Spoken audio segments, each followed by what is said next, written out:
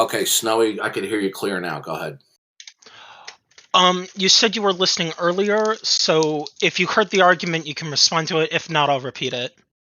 No, you can repeat what you said before because at the moment I can't remember. But I'm saying is the reasoning that I heard was laughably incompetent. Okay, Uh, laughably. yeah, okay, so the argument is if God exists and he is all powerful, everything can be interchanged by God's power, and so nothing means anything. Or nothing can Okay, mean so anything, rather. okay, well. First of all, are we talking about a specific God? Any being that would be all powerful, this would be true. No, that's not how omnipotence is defined, sir. I didn't say omnipotence, I said all powerful. All powerful is the same thing as omnipotence. Okay. Okay, so omnipotence does not mean the ability to do anything, because then that would mean incoherencies. Okay, Mhm. omnipotence means that which is omnipotent, God, the ultimacy of reality, is the source and basis of all that is, can be, and cannot be. That doesn't mean that God in question, who is ultimate, can do something which is inconsistent to his immutable nature. Okay?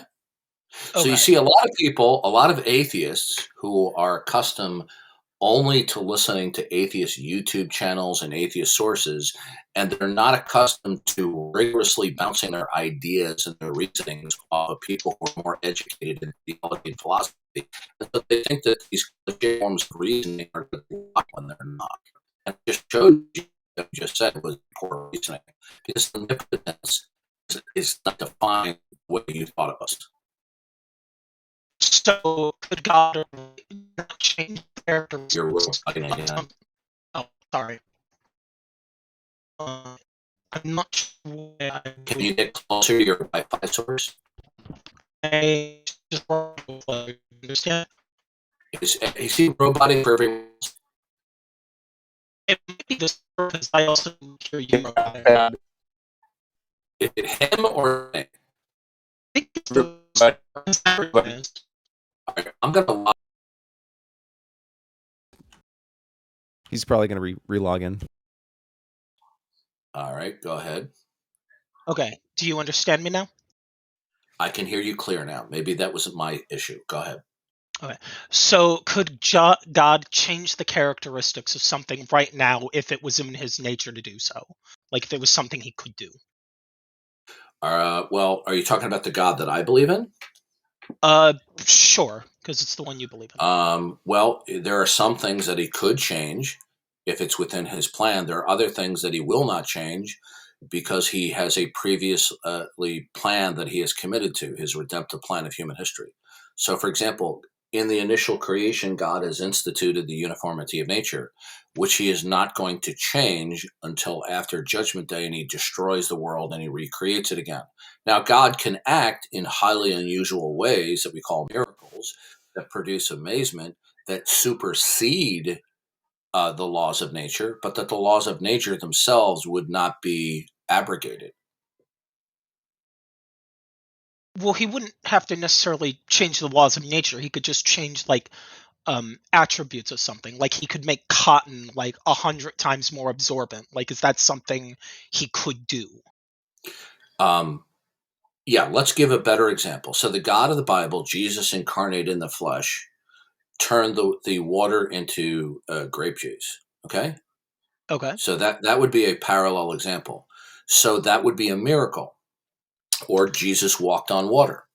In either instance, this is a highly unusual event that causes utter amazement that seems to be at odds with the regularity of nature, whereby one might conclude that the laws of nature had been changed, when in fact the instance was not that the laws of nature had been changed, but that they had been superseded by a higher power. So there's a difference between the laws of nature actually changing versus the laws of nature are superseded. So, okay. Cuz what I'm understanding is that God can create miracles or change something's function and form to suit some sort of need to a plan. Right. And as I said, that uh, God supersedes the laws of nature that are actually in place. So, for example, when the disciples said, "Who is this that speaks to the waves and the winds and they calm down?" Okay, this was not a violation of the laws of nature. It was the power of God superseding. Now, for example, there are ordinary states of affairs that change through the course of human history, and even in our own lives, because of an act of our volition supersedes certain regularities. So, for example, an airplane does not crash to the ground because aerodynamics supersedes the force of gravity.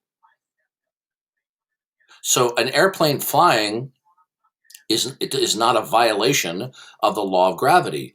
That law supersedes the underlying law. I think you're misunderstanding the way that science works. Oh, I don't think so. Being that I'm a 6-year-old man, I have a fairly good basic understanding of science.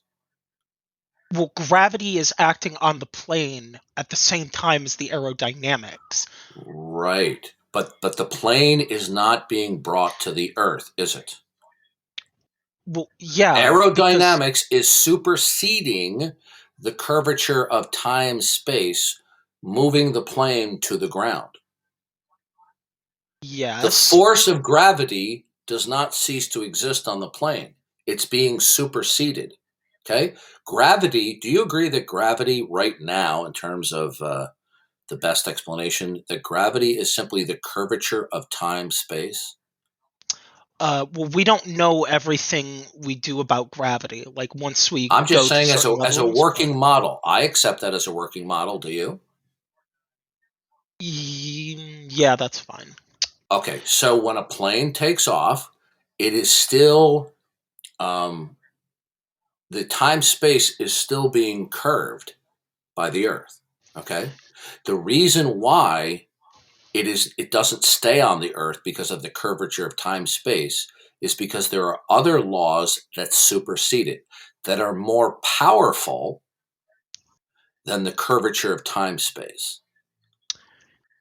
Yeah, that would be true. Okay, now I understand. Yes, it would be Okay. superseded then. Yeah. The reason why somebody jumping out of an airplane falls to the earth is because of the curvature of time space. Okay. Yes. Okay. Okay. Now, So I understand. if you put a jetpack on them, that pack would be a force that is counteracting the curvature of time space, but the curvature of time space has not been eliminated. Yeah. So yeah, I accept and understand what you're saying with the model Okay, now. so I guess I'm miracles could hypothetically be interpreted as a cessation or a violation of the laws of nature, but it doesn't necessitate that. uh I no, off the top of my head no. Cuz Good. the difference is can I respond? Yes. Yeah, so the difference is with something like a plane, when you said superseded, I was assuming that you meant all of these things are impacting on it at once, and that's what you said to make it seem like the case. But if somebody like Jesus turning water into grape juice, that is violating something's fundamental nature and No, it is changing not. it. No, it doesn't. No, it doesn't matter. For example, how about when we turn petroleum into plastics? Yeah, that fits within petroleum's nature. Right, but Jesus has the power to manipulate fundamental things so they change into something else within the laws of nature. He has that power, we do not. Those things in and of themselves do not have the power to change, but Jesus himself is a higher law that can manipulate the laws and change it from one form to another. So we don't have a violation of the laws of nature. Could Jesus turn water into petroleum? Yes. Why doesn't he then? Like, Why doesn't he? running out. Because it's not a part of his redemptive plan of human history. May I ask you a question? Yeah. What is your understanding of the purpose and role of miracles within the biblical account? Oh, I don't believe in them. Did I ask you if you believe in them? Uh, I guess not. The I purpose asked and you role. if I asked you what is the purpose of Darth Vader employing his lightsaber? And I say, well, I don't believe Darth Vader existed. Okay, well, yeah, we're giving a hypothetical. What is the purpose of the lightsaber? The purpose of the lightsaber is both an offensive and a defensive weapon. Okay, right? Yeah, I understand now. Good. In the biblical account, what is the purpose of miracles? I guess it would be to demonstrate God's power. I guess I wouldn't exactly know. No, it is a demonstration of God's power. In fact, the word miracle comes from the Greek word dunamos, from which we get the word dynamite from.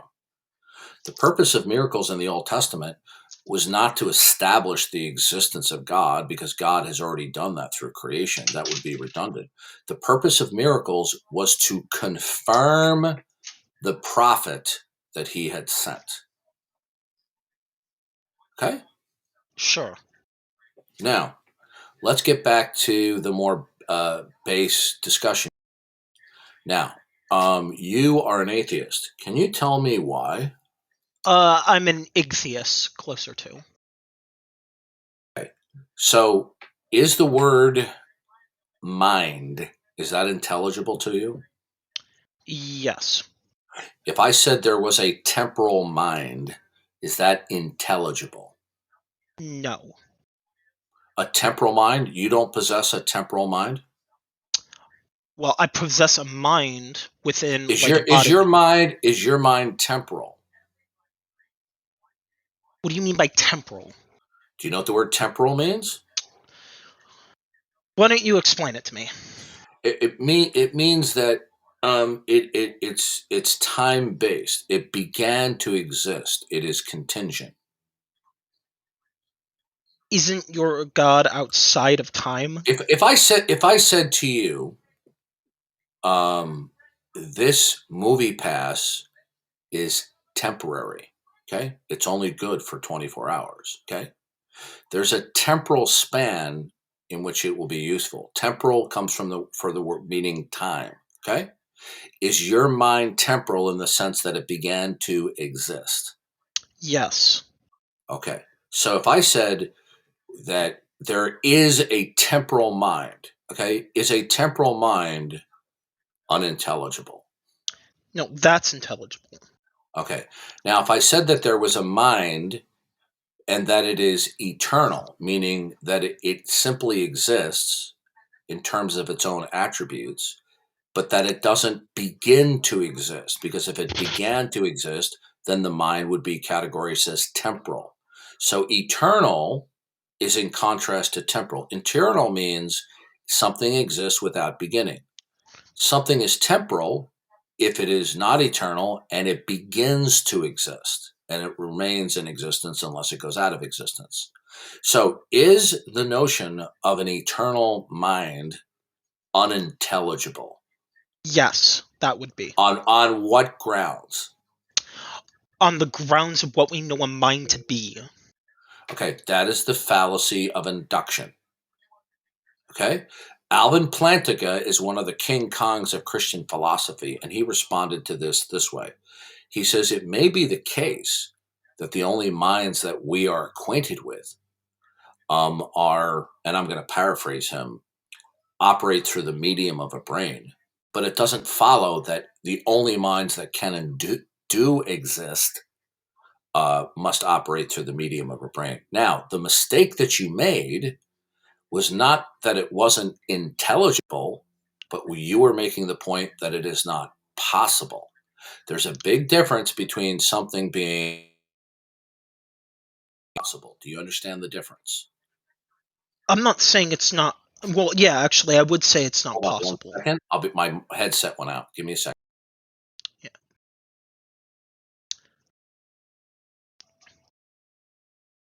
if this headset's out, then really quickly, I'll explain for the audience. The problem is what we know as a mind is something that is like flesh that has actual material from the periodic table of elements and all of these things. So if an eternal mind existed and it existed before any of these things, well, the periodic table of element doesn't exist anymore.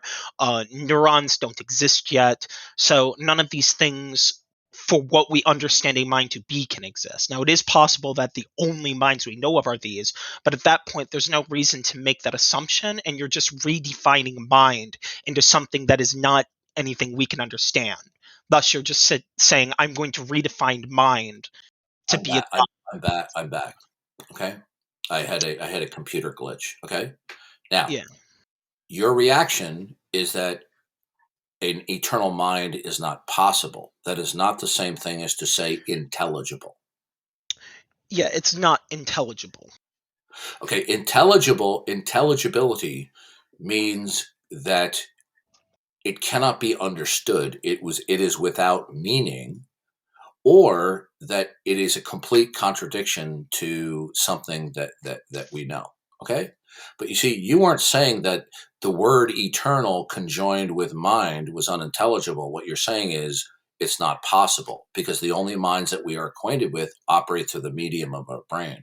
And so if we're going to posit that there is a mind that doesn't operate through a temporal medium such as a brain, it cannot exist. The fact that it cannot exist does not mean it's unintelligible. If I told you that there was a winged unicorn, is that unintelligible?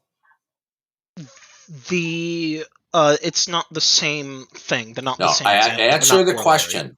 Answer the question. Is a winged unicorn, a flying winged unicorn, is that unintelligible? Yeah, the example doesn't fit. No, sir, listen. Focus on the question. Is a winged unicorn unintelligible?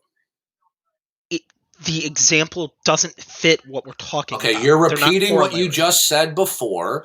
Obviously, I wasn't satisfied with your response. Okay, Because you is a don't un- understand why they're not corollary. is a un- listen to me. This inevitably happens when you get outsmarted. You I turn can to explain it to you if you'd do like. not over talk me.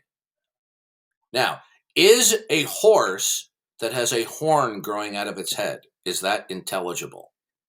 Yes. Can I explain how they're If not corollary then? if a horse is described as having wings, is that unintelligible?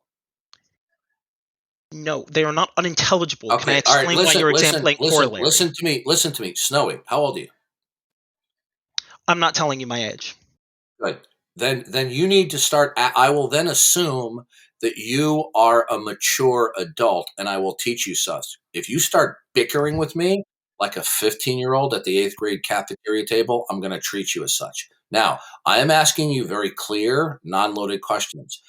Is a winged unicorn, okay, is it intelligible? It is intelligible. The example isn't Thank you. That's all I corollary. want to know. That's all I want to know. Now, if I said there is a flying winged unicorn, is that intelligible? Yes, again, these examples Good. aren't corollary. Now you said that an eternal mind is not intelligible.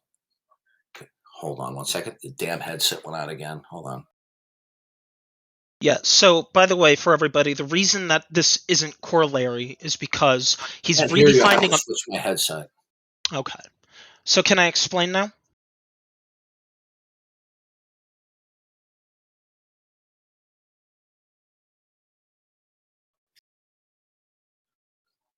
All right, say something. Okay. Can I All explain right, I now? can hear you now. Yeah, can I Okay, explain now? now, yeah. Is an eternal mind unintelligible? Yes. Okay, so is the word eternal unintelligible? No. Is a mind unintelligible? No. Is the conjunction a temporal mind unintelligible? No. Okay, if I conjoin eternal with mind, is that unintelligible? Yes. On what grounds? Because you are redefining what a mind is, and then saying because we don't necessarily know if it exists or What is not. it? What is a mind? What is a mind? A mind is a bunch of flesh and blood created from like the periodic table of Wrong. elements with like, things like that, neurons that fire in the brain that create like Wow, thoughts.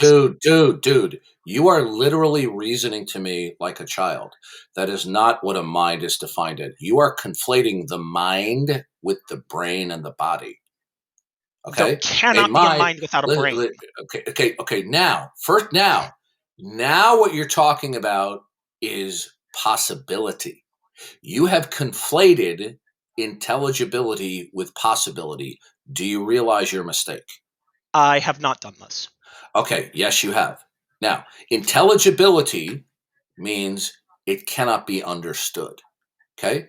Now, if uh, the issue that you're making is that a temporal mind can exist, that the only things that are intelligible are the things that can and do exist of intelligibility. No, Because I'm I not can. doing that. Oh, okay.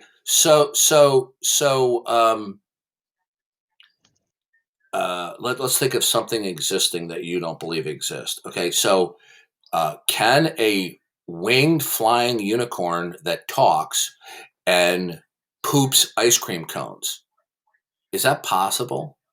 Yes, again, it's not corollary. Okay, so now what we're going to have to get back to now is this.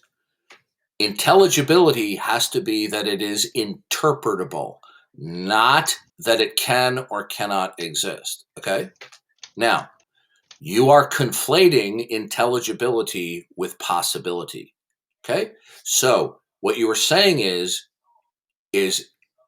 something is intelligible if and only if it can exist. That is not the definition of intelligibility, sir.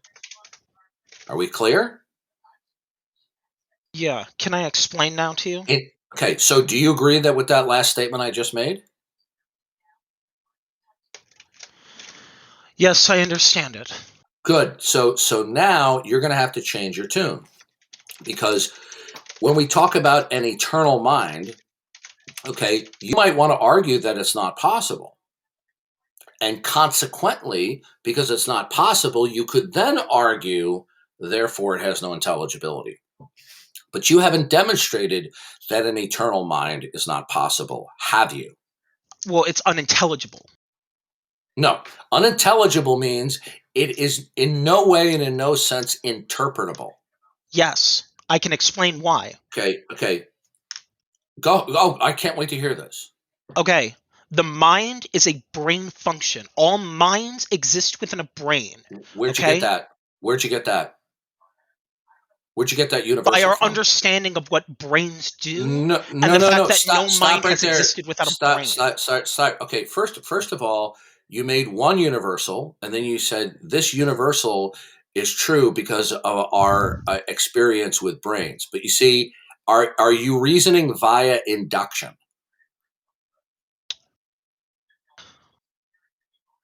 I'm trying to think if I am or not. I don't know necessarily. You are using induction.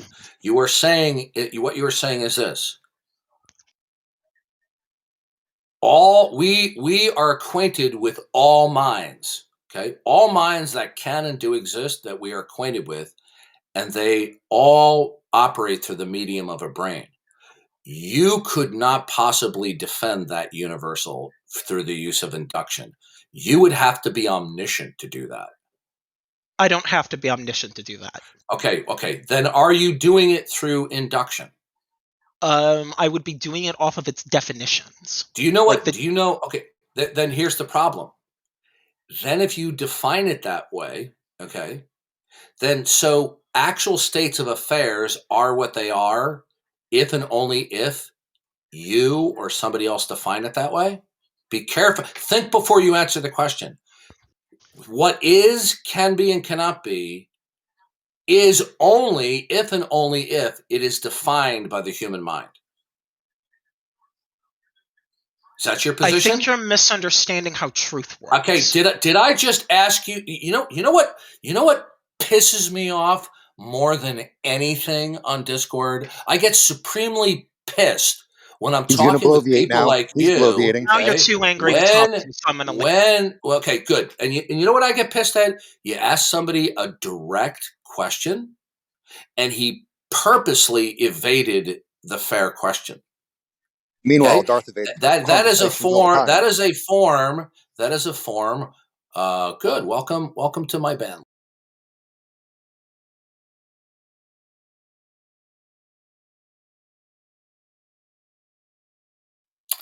I'll be with you guys.